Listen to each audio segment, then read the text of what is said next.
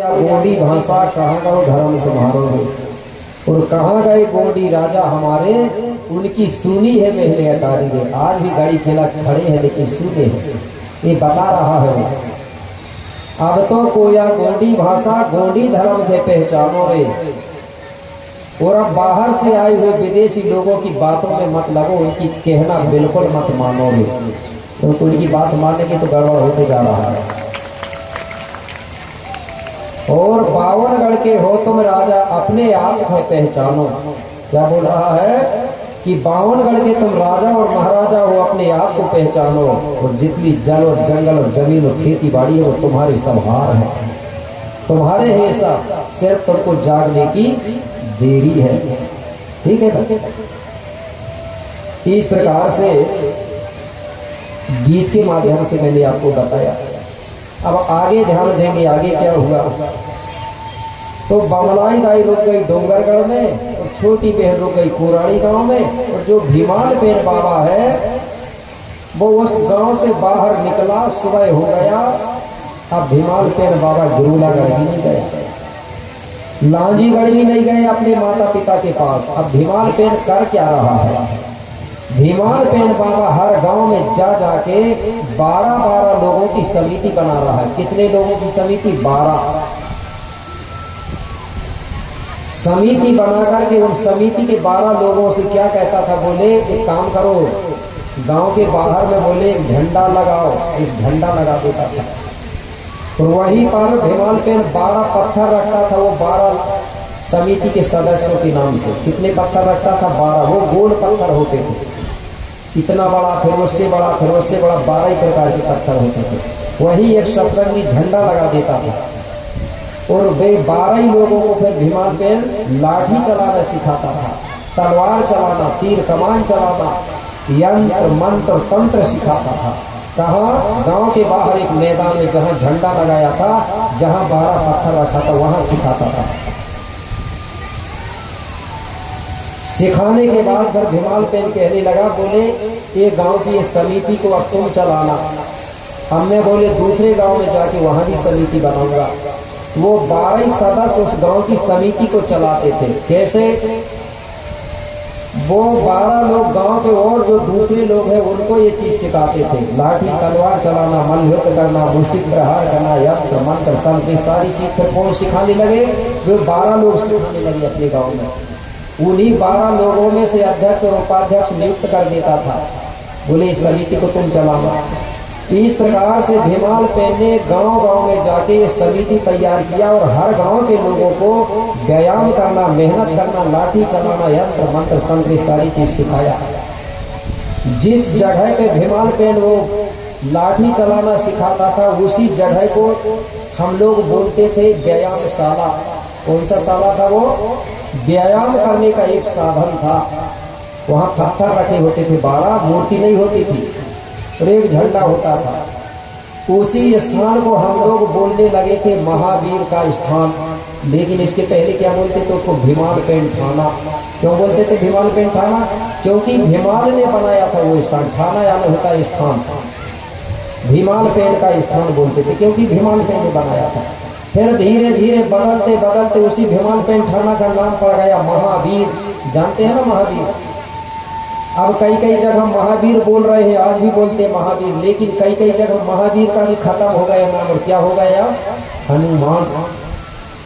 अब हनुमान जी की मूर्ति रख दी तो महावीर का नाम खत्म, हनुमान बोलने लगी लोग। कौन सा हनुमान चला गया? रामायण वाला हनुमान में चला गया। लेकिन ये जो गांव में जो स्थान होता है महावीर भीमान पेड़ का ना, ये हनुमान का नहीं है। हनुमान तो सिर्फ पंपापुर का था, हर गांव का थोड़ी था। ठीक है ना?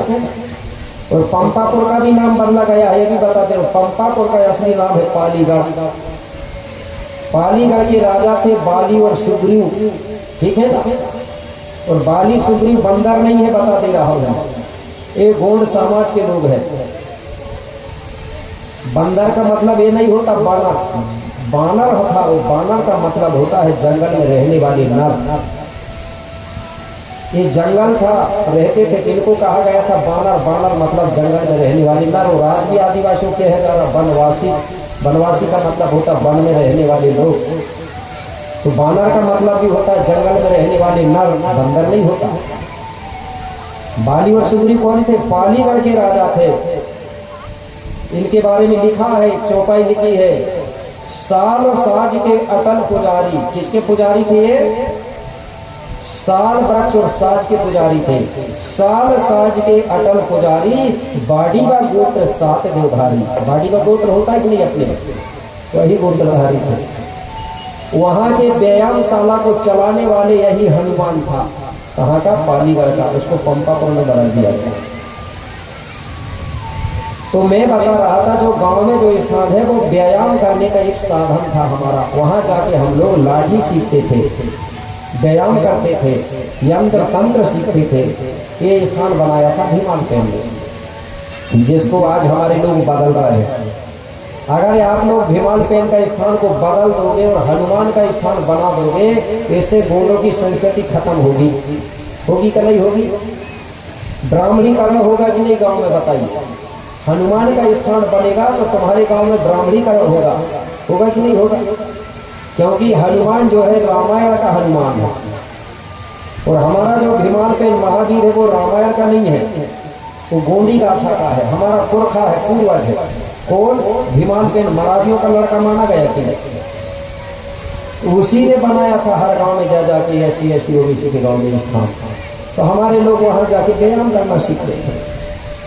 तो इस प्रकार से भीमालपेन ने पूरे गांव में ये चीज बना डाला और घर लौट के नहीं आया।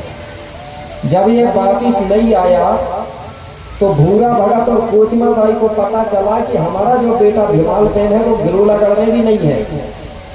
वो तो बोले पूरे गांव गांव में जा जाके सबको लाठी चलाना सिखा रहा है, तलवार चलाना, यंत्र मंत्र तंत्र सिखा रहा है, और हमारी याद भूल गया है।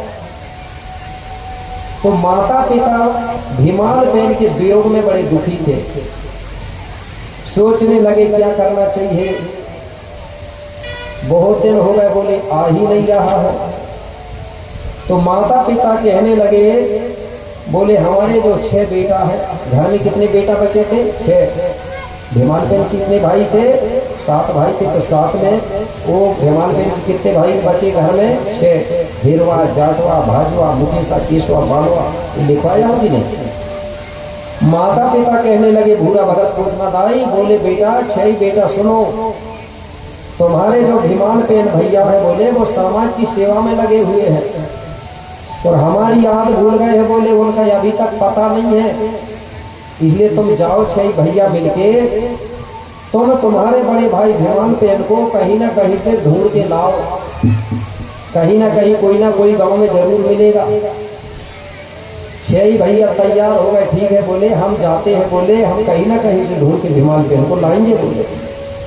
तो माता पिता कहने लगे जाओ, लेकिन याद रखना खाली हाथ मत आना। अगर आना घर तो भीमाल को लेके कहीं ना कहीं से लेके जाना, खाली हाथ मत आना। 6 भैया कहने लगे ठीक है बोले, जब तक भीमालपेन भैया नहीं मिलेगा तब तक हम घर नहीं जाएंगे, जब मिलेगा तभी हम घर आएंगे। ये संकल्प कर लिए 6 भाइयों। अब निकल पड़े 6 भाई। अब गांव गांव में जाके खूब पता किए, गांव के लोगों से पूछते हैं, बोले भीमाल नाम का कोई आदमी आया था क्या? बोले हाँ बहुत पहले आया था, और हमारे गांव में एक व्यायामशाला खोल दिया, बोले एक स्थान बना दिया ठाना, और कह रहा था कि यही रोज आया कि लठिया चलाना सीखना, यंत्र मंत्र सीखना है, कुश्ती खेलना सीखना और दूसरों को भी सिखाना, ऐसा बोल के बोले और दूसरे गांव गया है। जाओ बोले वो गांव में जाके पता करो, हो सकता है उस गांव में मिल जाए। अब ये 6 भाई उस गांव से फिर दूसरे गांव जाके पता करते हैं। वहां पूछे तो वहां के लोग भी यही बताते बहुत पहले आया था, लेकिन वो तो दूसरे गांव चला गया। वो गांव जाके पता करते हैं तो उस गांव के भी यही बताते आया तो था लेकिन दूसरे गांव चला गया। मेरे भाई पूरे गांव में 6 भाइयों ने ढूंढ डाला, लेकिन भीमालपेन का कहीं पता नहीं चला। ये 6 भाइयों ने संकल्प कर लिया कि जब तक हमको हमारा भाई नहीं मिलेगा तब तक हम घर नहीं जाएंगे। तो हमारा भाई जब समाज की सेवा कर रहा है तो हम भी समाज की सेवा करेंगे तब तक। बोले कौन सा सेवा करेंगे हम? तो ये 6 भाई थे, 2-2 भाई जोड़ा बना लिए। तो जो हिरवा बेटा है, हिरवा भैया, वो अपने जाटवा भैया से बोलता है कि सुनो, बोले जाटवा भैया, हम समाज के लिए एक काम करेंगे। बोले कौन सा? तो हिरवा जाटवा से कहता क्या? हिरवा बोलो सुनो जाटवा, कहने लगे, हिरवा बोलो सुनो जाटवा, नदी वर ताल बनाएंगे, अरे जब तक मिले नदी भैया,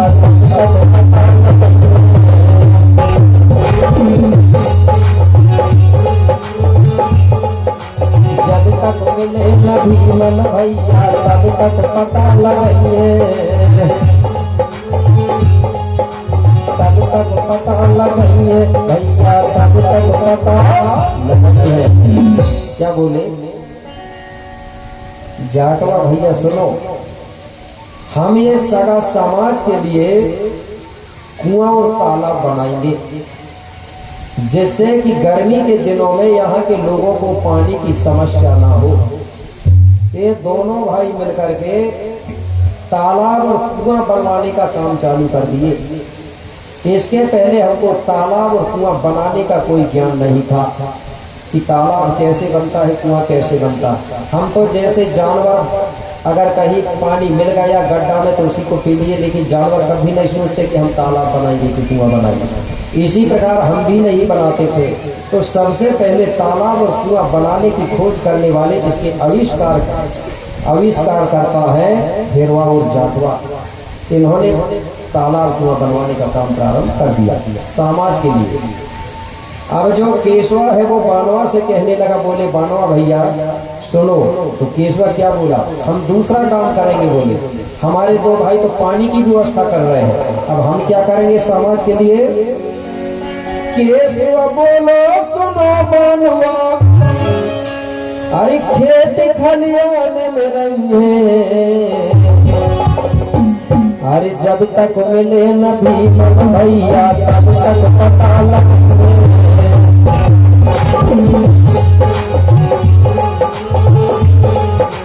जब तक मिले नदी मन भैया, तब तक पता लगे, जब तक मिले नदी मन भैया, तब तक पता लगे। ईश्वर कहने लगा बानवा से, बोले बानवा भैया, हम बोले खेतों में रहेंगे, खेत खलिहानों में। हम यहाँ के लोगों को खेती किसानी करना सिखाएंगे, अन्न पैदा करने के लिए सिखाएंगे और उनकी फसलों की रक्षा करेंगे। ये दोनों भैया हमको खेती किसानी करना सिखाने लगे कि हल बखर कैसे चलाना है, अनाज कैसे बोना है, अन्न पैदा कैसे करना है। तो ये दोनों भाइयों ने सबसे पहले हमको खेती किसानी करना सिखाया, तब हम लोग आज खेती किसानी करना सीखे। भली उसका विस्तार बड़ा हो गया, लेकिन खेती किसानी का शुरुआत कराने वाले यही केशव और बानवा भाई हैं। अब 2 भाई और बचे, भाजवा और मुकेशा। अब भाजवा और मुकेशा क्या करते हैं? भाजवा कहता है मुकेशा से, भाजवा बोलो सुनो मुकेशा, गांव गली में रही है और जब तक मिले ना भीमल भैया, तब तक पता लगेंगे। हम क्या करेंगे? हम बोले सामूहिक रूप में गांव बसा कर रहने के लिए, बोले हम गांव बसाएंगे। हमारे लोग कोई इधर रहता था, कोई इधर रहता था, कोई इधर, तो गांव बसा के रहने के लिए इन्होंने चालू करवाया। किसने? भाजवा और मुकेशा ने गांव बसाने का काम। तो हम लोग इकट्ठे गांव बसा के रहने लगे और एक गांव से दूसरे गांव को भी जोड़ने का काम करने लगे। एक गांव से वो गांव को जोड़ना, रास्ता बनाना, एक गांव से उस गांव को मिलाना, ये भी काम किए और गांव बसाने का काम किए। इस प्रकार से 6 भाई भी समाज के लिए कुछ ना कुछ काम करने लगे। इस प्रकार से 7 भाइयों ने समाज का काम किया, समाज की सेवा की। सेवा करते करते ये 7 भाई पेनवासी हो गए। पेनवासी समझते हैं ना? समझने लगे कि नहीं? हम जिंदा रहते हैं उनको उसको बोलते हैं बेन रूप, ठीक है ना। जिंदा आदमी को बेन बोलते हैं और जो खत्म हो जाता है उसको पेन बोलते हैं। पेन यानी होता पावर, पावर यानी शक्ति, उसी को हिंदी में पावर और शक्ति को बोल दिए देव, ठीक है ना। तो हिंदी में बोलेंगे तो उसको क्या कहेंगे, देव बन गया। मरने के बाद देव बनती कि नहीं। तो ये साथ ही भैया सेवा करते करते पेन बन गए, देव बन गए। तो जब देव बने तो हमारे गांव के लोगों ने, हमारे समाज के लोगों ने कहा कि इन्होंने बोले हमारे लिए काम किया है, हमको बोले किसानी करना सिखाया, हमारा गांव बसाया, तालाब कुआं बनवाया। तो गोंड लोगों ने उनके नाम से अपने गांव में स्थान बना दिया, उनके नाम पे देवताओं का। तो वो कैसे कैसे देवताओं का नाम रखा, जैसे जो हिरवा और जाटवा है, वो जहाँ पानी होता है, जो कुआं या बांध होते हैं, वहाँ ये हिरवा और जाटवा का स्थान होता है। उसको कहीं कहीं सिद्ध बाबा, सिद्ध बाबा के नाम से जानते हैं, जो मानते हैं ना सिद्ध बाबा करके। ये अधिकतर पानी के स्थल में होता है इसका स्थान, ठीक है। इस प्रकार से इनको हम पनघट वारे या सिद्ध बाबा कहते हैं, पनघट वारे सिद्ध बाबा, ठीक है। इसके बाद में जो केशवा और बाणवा है, इन्होंने कौन सा काम किया, खेती किसानी का काम सिखाया। तो इनको हम पाठ देव, पाठ बाबा के नाम से आज भी खेतों में पूजा करते हैं, इनके नाम से। करते हो कि नहीं करते, करते हैं ना। पाठ बाबा होता है कि नहीं खेत में, क्योंकि इन्होंने हमको खेती किसानी का काम सिखाया था, इसलिए उनकी पूजा पाठ हम अपने खेत खलिहानों में करते हैं, ठीक है। इसके बाद जो भाजवा और मुकेशा है, ये खीला मुठवा और ठाकुर देव कहलाते हैं। खीला मुठवा समझते हैं ना, खीला मुठवा और ठाकुर देव, ठाकुर देव तो जरूर जानते होंगे ना, ठाकुर बाबा ठाकुर देव। ये ठाकुर देव होता है, तो ये ठाकुर देव गोंडों का अलग है और एक रामायण का ठाकुर देव अलग है, उसको ये कहीं मत समझना। हमारा ठाकुर देव हमारे ग्राम में रहता है, तो रामायण वाला ठाकुर देव ब्रह्मा बनता है, ठीक है। नहीं तो बात बताई कि ठाकुर ठाकुर एक है, ऐसा करके भी लोग चूतिया बना देते हैं, बोले एक ही हो, एक ही है, सबके पुरखा अलग अलग है, ठीक है ना। ठाकुर देव, तो ये ठाकुर देव जो बिदरी गोंगो होती है ना गांव में, बिदरी समझते हैं या गांव बांधना बोला जाता है उसको, जो बेगा के माध्यम से बिदरी गोंगो होती है, जिससे गांव बंधन होता है। तो वो बिदरी जब गोंगो होती है तो ठाकुर देव जो होता है उसका मुख्य देवता माना जाता है। ठाकुर मुखिया होता है, मुख्य देवता, इसी की पूजा मुख्य होती है। जब गांव बनता है उसको हम ठाकुर देव कहते हैं कि बिदरी का मुख्य देवता है, ठीक है। तो इस प्रकार से ये साथी जो भाई है वो समाज की सेवा करते करते करते करते वो देव बन गए। क्या बन गए, देव। तो जो समाज की सेवा करता है वो मरने के बाद देव आज भी बनता है। अब गांव में और स्थान है, बहुत से हैं, जैसे गांव में एक मुखिया होता है, बेगा का स्थान भी होता है ना, बेगा का स्थान। आपके इधर बेगा बोलते हैं, हमारे इधर उसको भूमिका बोलते हैं, ठीक है ना। तो भूमिका का स्थान तो वो अलग से, जो गुरु होता है उसका स्थान है वो। तो ये सब भाई सेवा करते करते करते करते ये वापिस नहीं आए, सब समाज की सेवा में लग गए। अब जो भूरा भगत है कोतिमा दाई कहने लगे कि पहले हमारा बड़ा भाई गया बेटा, उसके बाद में उसके 6 भाई गए, 6 बेटा, सब समाज की सेवा में लगे हैं और हमारी आप भूल गए। अब किसको भेजे, बोले अब इनको ढूंढ लें। अब घर में बची थी 5 बहनें, कोई 5 बहनों को सोचने लगे कि ये 5 ही बहनों को ढूंढे, बोले अब भाइयों को ढूंढ लो। अब कोई तो था नहीं, तो 5 बेटियों को बुलाए भूरा भगत और कोतिमा ने, और 5 बेटियों से कहने लगे बेटा तुम्हारे 7 भैया बोले समाज की सेवा में लगे हैं, अभी तक लौट के घर वापिस नहीं आए हैं, इसलिए बोले बहन बेटा तुम जाओ और तुम्हारे 7 भाइयों को कहीं ना कहीं से ढूंढ के लाओ। बोले ठीक है, तुम भी याद रखना खाली हाथ मत आना, खाली हाथ मत आना, अगर आना तो अपने भाइयों को लेके ही आना। बोले ठीक है। पांचों बहन निकल गई अपने भाइयों को ढूंढने के लिए। गांव गांव में ढूंढा, लेकिन भाइयों का पता कहीं भी नहीं चला। अब बोली क्या करें?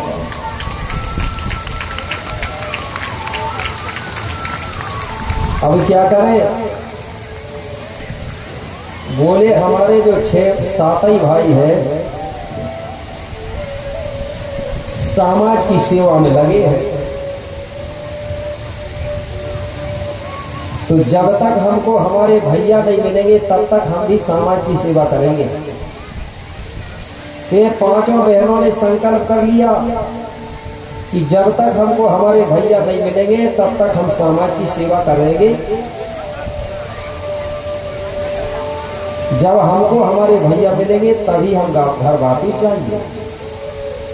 इस प्रकार से पांचों बहनों ने संकल्प कर लिया और गांव गांव में ढूंढी, मिले नहीं। ये पांचों बहनें अब करती क्या है?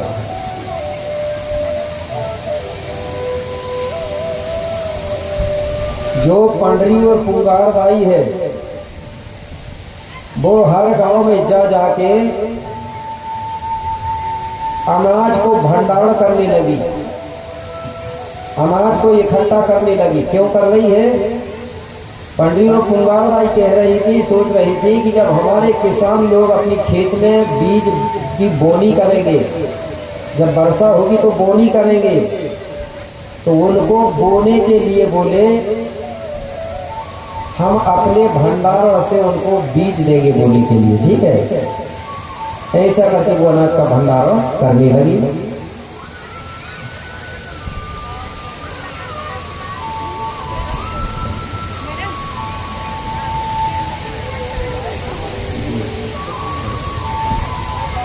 बोलिए माँ बमलेश्वरी दाईना। चलो भाई, आपके क्षेत्र के विधायक जी का आगमन हुआ है, उनके लिए सम्मान के लिए ऊपर हाथ उठा के सभी लोग ताली बजा दें तो मैं समझूंगा सभी सम्मान कर दिए। बहुत बहुत धन्यवाद।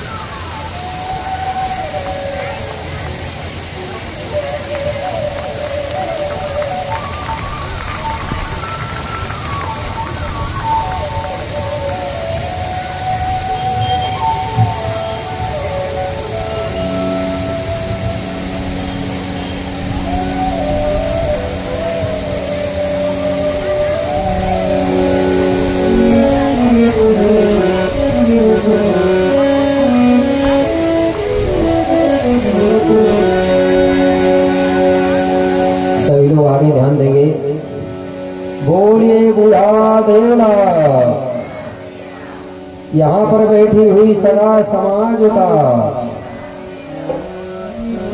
आगे ध्यान देंगे। गुरु विकिरण में बोले हैं पानी,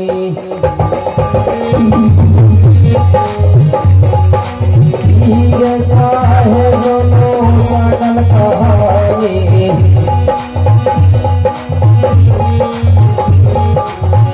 विकिरण में बोले हैं पानी,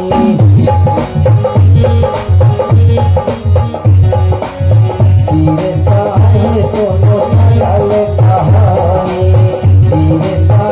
सोनो सकल कहानी।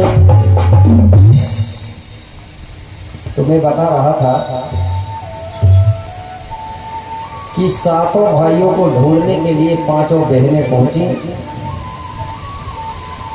गांव गांव में जाके इन्होंने पता किया, लेकिन पता नहीं चला। कि दोनों बहनों कौन सा काम करने लगी, समाज के लिए अन्न धन का भंडारण करने लगी।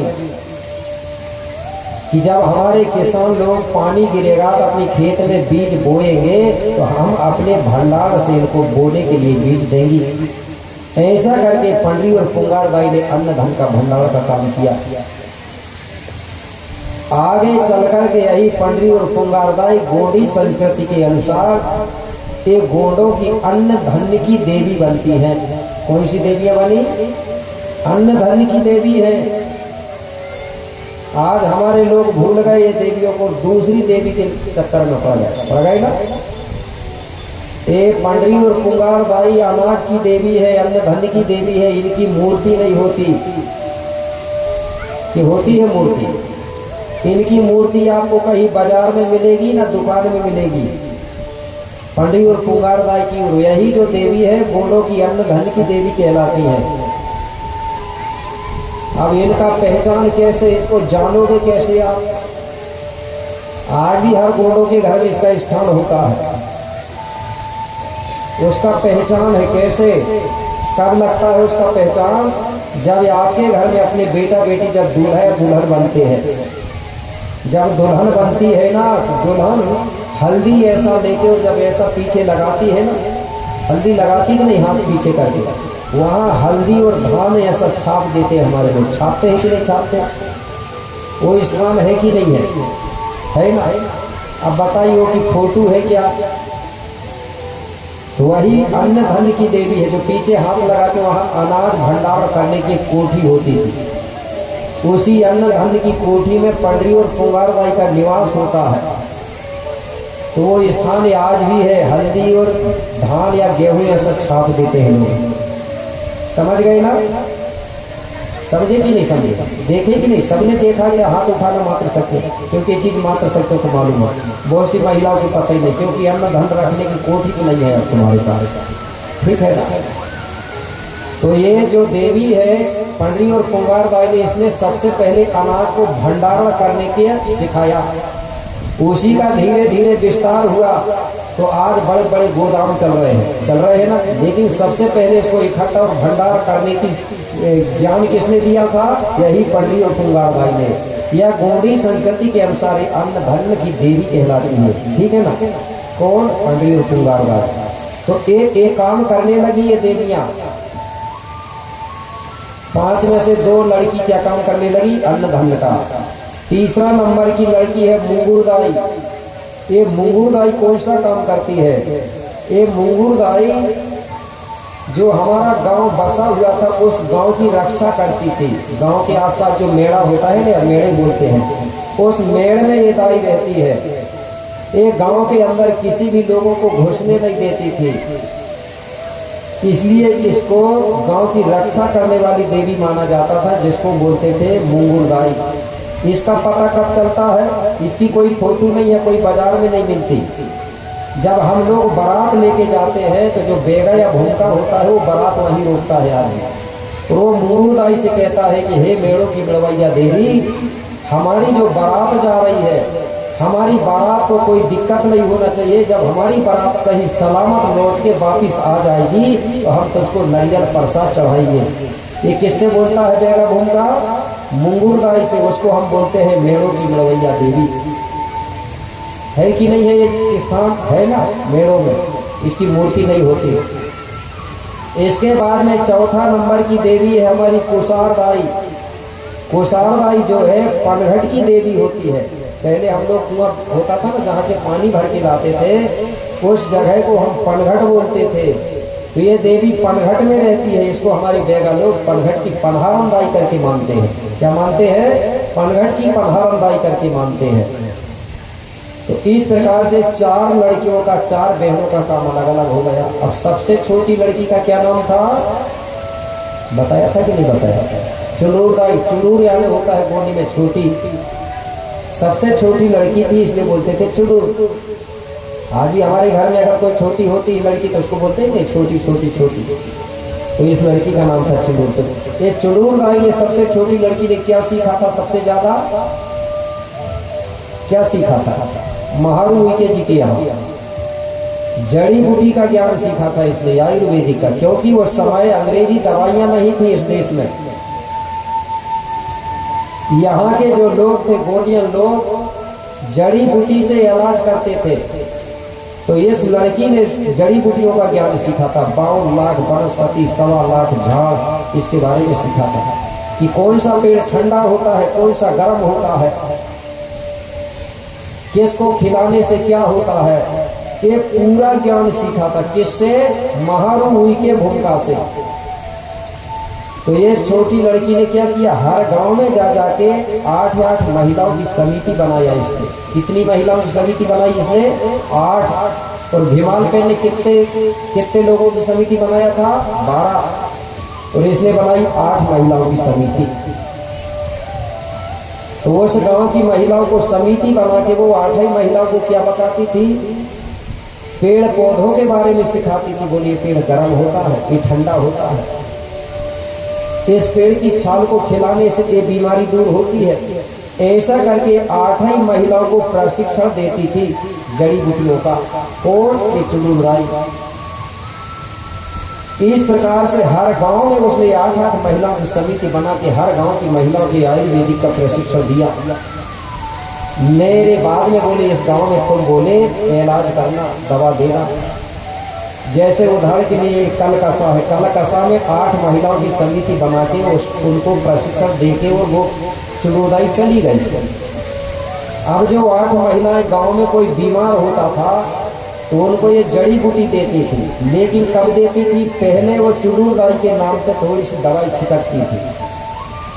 8 ही महिलाओं ने अपने गांव में स्थान बना लिया था चुड़ुलराई के नाम पे, गुरु के नाम पे। तो जब भी वो किसी को दवाई देती थी तो सबसे पहले वो चुड़ुलराई के स्थान में छिड़क देती थी, दवा चढ़ाती थी, उसके बाद उनको दवाई देती थी। और फ्री में देती थी, पैसा नहीं देती थी। वो कहती थी कि अगर अच्छे हो जाओगे बोले तो बाद में आके इच्छा अनुसार हमारी चुड़ुलराई के नाम पर प्रसाद चढ़ा देना, ऐसा करके बोल देते थे। इसलिए आज भी गौड़ लोग किसी को जड़ी बूटी से अगर इलाज करते हैं तो आज भी पैसा नहीं दिया जाता था, क्योंकि वो बोलते थे कि अगर जो पैसा लेगा तो उसकी दवा काम नहीं करेगी। इसलिए हमारे गौड़ लोग दवा के पैसा नहीं लेते थे। ठीक होने के बाद वो इच्छा से जो दे देता था उसी को वो स्वीकार कर लेते थे। इसी पेड़ पौधों से धीरे धीरे जड़ी बूटियों से ही आगे चल करके अंग्रेजी दवाइयों का निर्माण हुआ। तो चुड़ुलराई जो है मतलब ये 8 महिलाओं की गुरु है।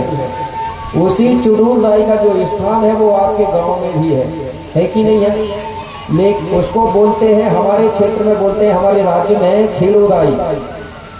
आपके इधर खेड़ोदाई नहीं बोलते, क्या बोलते हैं उसको? शीतलादाई। तो है कि नहीं शीतलादाई? हाथ उठा जरा। ये जो है गांव की इलाज करने वाली दाई थी। ये क्या करती थी? ये गांव की इलाज करती थी जड़ी बूटियों से।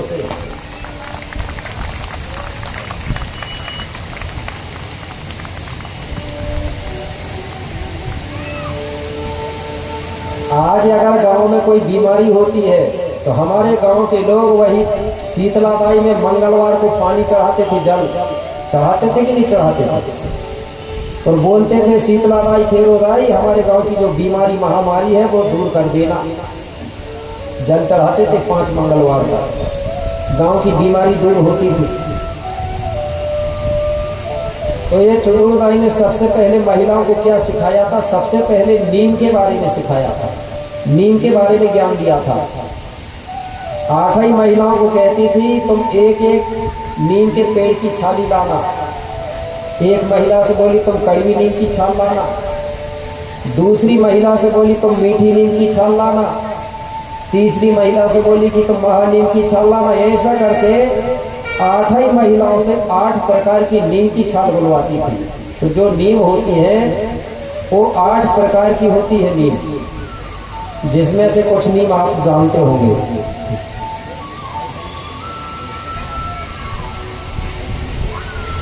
चलो हमारे बीच में फिर विधायक जी का आगमन हुआ, हमारे साहू जी हैं। जोरदार ऊपर हाथ उठा के उनका सम्मान करेंगे सभी लोग। बहुत बहुत धन्यवाद।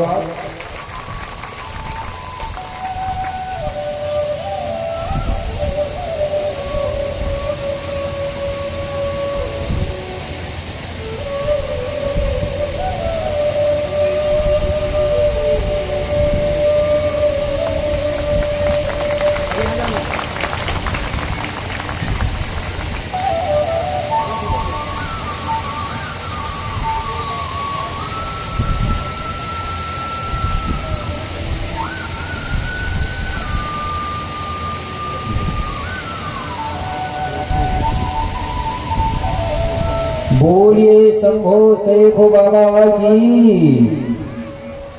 माँ भगवती गौरा दाई की। बहुत बहुत धन्यवाद। ये छोटी लड़की के बारे में बता रहा था मैं, चुड़ूर दाई के बारे में।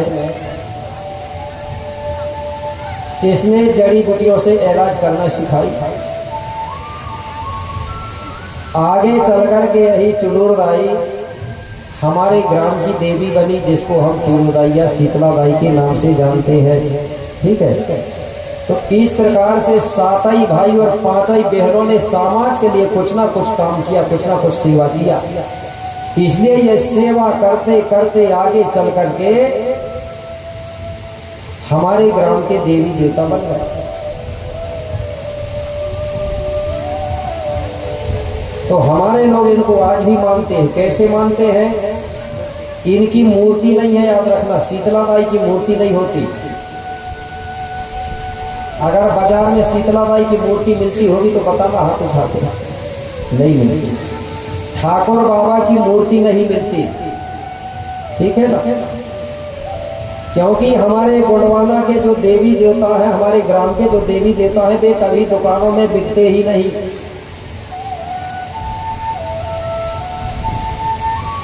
क्योंकि जो देवता बिकता है ना, वो कभी टिकता नहीं है। ठीक है ना? जो देवता बिकता है वो कभी टिकता नहीं है। तो हमारे देवता कभी बिके नहीं है, इसलिए आज भी हमारे गांव में टिके हैं वो। अगर बिकते तो टिकते नहीं। तो आज जब गोंड लोग जवारे बोते हैं ना, किसके नाम पे बोते हो? शीतला दाई ना, शीतला दाई, खेरो दाई। और हमारी महिलाओं को अगर पूछो जाए कि उपवास काहे को उपवास है, महिला क्या बोलती है? क्या बताती मात्र सखियां? शीतला दाई के नाम पे जमारे बोए है, उपवास रहे तो इसके नाम पे कोई से पूछो भूला तो लो का उपवास है। शीतला दाई के नाम पे नहीं रहो क्या? ठीक है ना? हमें शीतला के नाम पे या खेरो दाई के नाम पे चलता है हमारा व्रत। ठीक है ना? तो जब 5 दिन होते हैं जवारे के, तो 5वां दिन में हम लोग ये सगी 5 बहन है उनकी पूजा होती है। पंचमी को किसकी पूजा होती है? जो शीतला दाई है, चुड़ूर दाई है, वो कितनी बहन है सगी? 5 बहन है। पंडरी दाई, कुंवर दाई, मूर दाई, कुसार दाई, चुड़ूर दाई। तो पंचमी को ये 5 बहनों की पूजा करता है। कौन करता है? देगा या भूमका। इसके बाद में जब अष्टमी आती है तो 8वां दिन में किसकी पूजा होती है?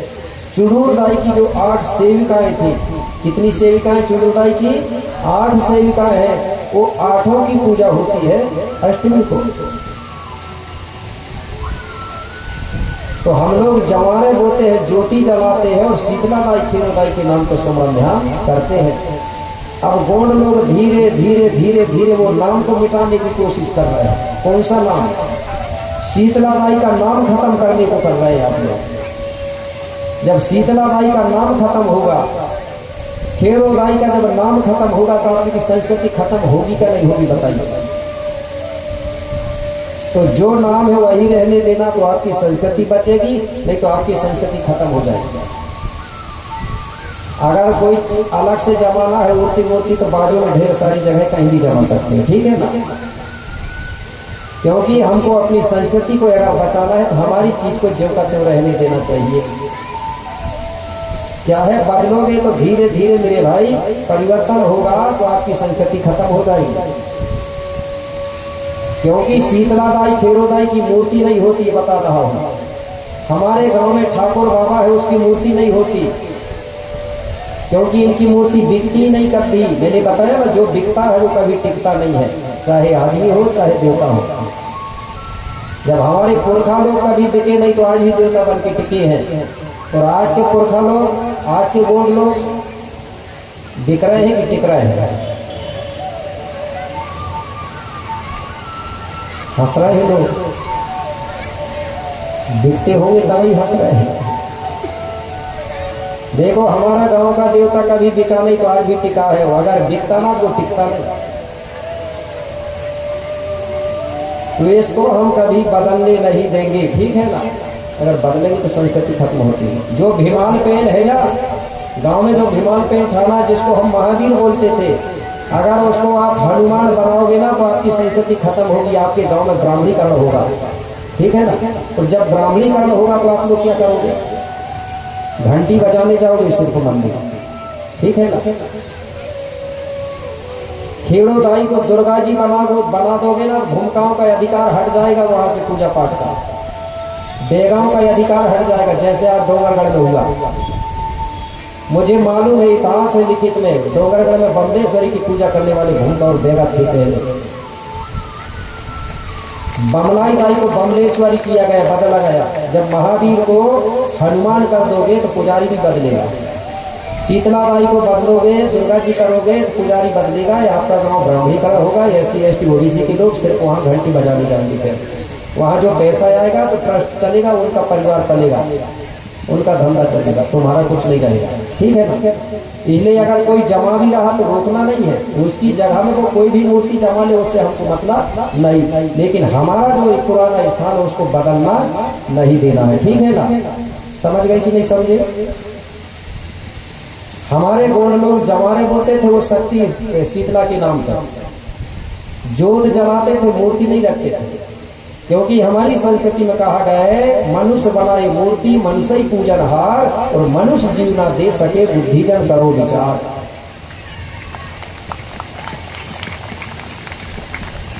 सबसे पहले हमको ये चीज जानना है। ठीक है ना? इसी को कहते थे हमारे महापुरुष, हमारे गुणवाना के लोगों को सही और गलत का ज्ञान नहीं है, दोस्त और दुश्मन का पहचान नहीं है।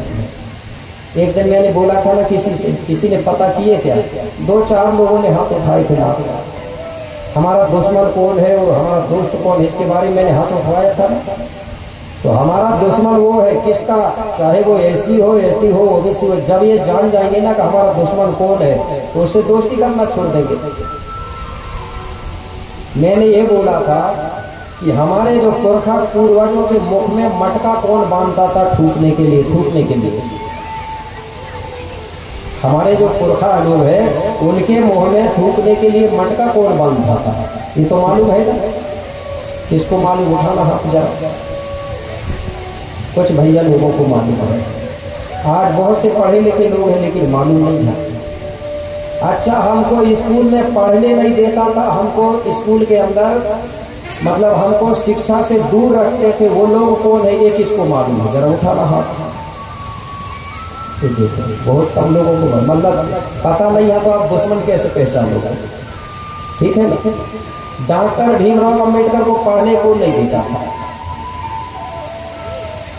आज भी अगर वो नहीं होता ना, अगर वो नहीं होता तो आज भी हमारे लोग पढ़े लिखे नहीं थे रहते। आज हमारे लोग अच्छी अच्छी ड्यूटी सरकारी कर्मचारी नहीं होते, ये उसी की देन है कि नहीं है? और आज भी महिलाओं से तो इतना छीन लिया गया है कि महिलाओं के पास पैसा रखने के लिए जेब तक नहीं है, मतलब इनके अधिकार नहीं है पैसा रखने के लिए। है क्या अधिकार? कोई महिला बता दे भाई, जिसके ब्लाउज या फूल में जेब हो तो हाथ उठा। है क्या? पहले गोंडों की महिलाओं के पास जेब होते थे, जेब नहीं है इसका मतलब है तुमको आज भी अधिकार नहीं दिया जा रहा है तुम पैसा रख सको। ठीक है? तो खेरों कूद की जो मैंने गाथा बताया, अब इसके बाद में एक गीत बता देता हूं। ठीक है? गीत क्यों गाते थे गोंड लोग? गीत मनोरंजन के लिए नहीं गाते गोंड लोग, आपको बार बार बता रहा हूं। गीत जब तक गाते नहीं तो गोंडों का कोई काम नहीं होता। गीत गाने से प्रकृति प्रसन्न होती है। गीत गाने का मतलब है प्रकृति का सेवा भाव करना। गीत के बिना कोई काम सफल नहीं होता। हमारे लोग जब गीत गाते थे ना, बदल होने लगता था, पानी बरस जाता था, वो ताकत था। मंत्रों से भी ज्यादा ताकत गीतों में है। अगर कोई मंत्र पढ़ेगा तो किसी को देवता या शक्ति नहीं आएगी जल्दी, लेकिन अगर अच्छे से गीत गाते हैं तो कई लोगों के शरीर में देवी देवता सवार हो जाते हैं। वो ताकत है, मंत्रों से भी जाता। तो ये गीत गाती थी हमारी माता शक्तियां पहले, वो खेड़ो दाई के नाम पे। खेड़ो दाई कौन है? हमारी गांव की वो दाई होती है, आप शीतला बोलते हैं। ठीक है? हमारे घर खेड़ो बोलते हैं। उसी के